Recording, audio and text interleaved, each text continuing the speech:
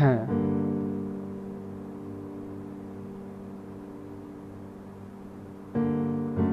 না না। হুম হুম, হ্যাঁ বলেছি।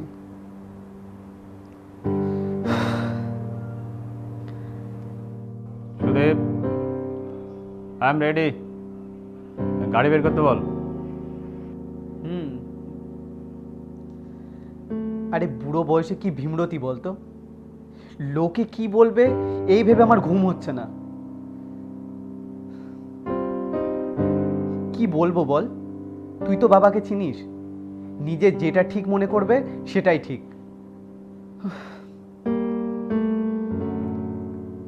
আচ্ছা শোন, বলছি তুই ঠিক মতো পৌঁছে যাস, বুঝলি, সময় মতো পৌঁছে যাস।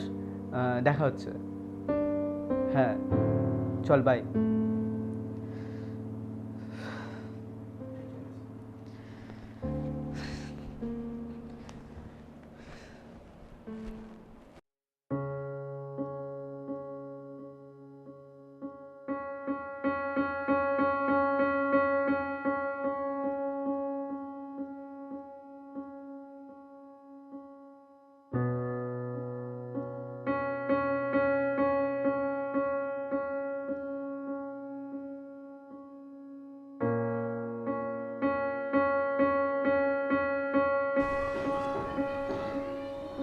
বাবা, বলছিলাম বুড়ো বয়সে এসব না করলেই কি হচ্ছিল না, মানে অন্ততপক্ষে মায়ের কথাটা একবার ভেবে দেখতে পারতে।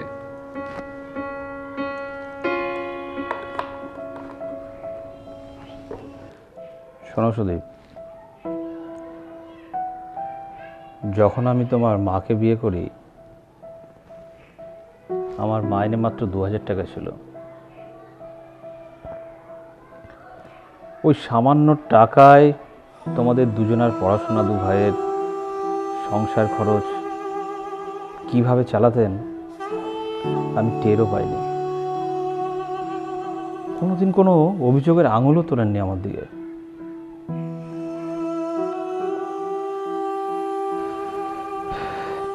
তাই সম্পর্কের যৌক্তিকতা বুঝে কি করব, যখন দুজন সাথী দুদিকে থেকে হাঁপিয়ে উঠেছি।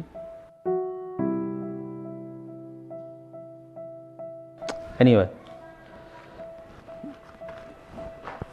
আমি রেডি, চল বেরোবো। বাবা 1 মিনিট।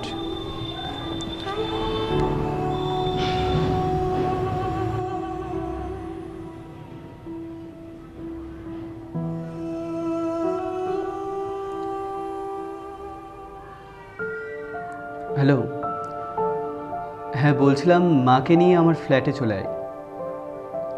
হ্যাঁ এখানে, আরে হ্যাঁ আমার ফ্ল্যাটে চলে আয়। আর শোন, আজ থেকে মা বাবা যেখানে খুশি, যার কাছে খুশি আর যত দিন খুশি থাকবে। আর আরেকটা কথা, মা বাবা যেখানেই থাকুক না কেন সবসময় একসাথে থাকবে, বুঝলি? হ্যাঁ রে, আমি তো ভুলেই গেছিলাম,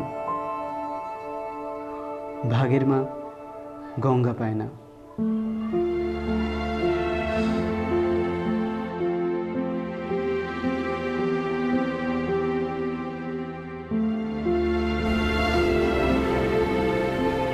কিন্তু উকিলকে কি বলবি? ওই ওই উকিল যদি আর একবার তোমাদের ডিভোর্সের কথা বলে না বাবা, ওর মুখ ফাটিয়ে আমি রক্ত বের করে দেব।